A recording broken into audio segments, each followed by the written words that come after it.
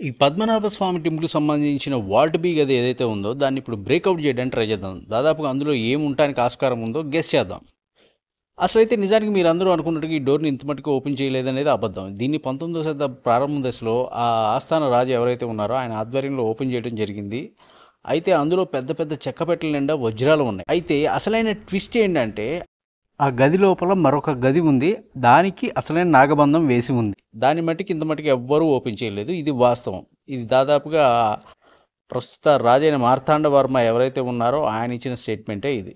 ఆ డోర్ ఇంత మటుకు ఎవరు ఓపెన్ చేయలేదు. ఆయన అనుకున్న దాని ప్రకారం అక్కడి నుంచి దాదాపుగా గర్భగుడిలోకి ఒక దారి అయితే ఉండవచ్చని ఆయన అనుకోవడం జరిగింది.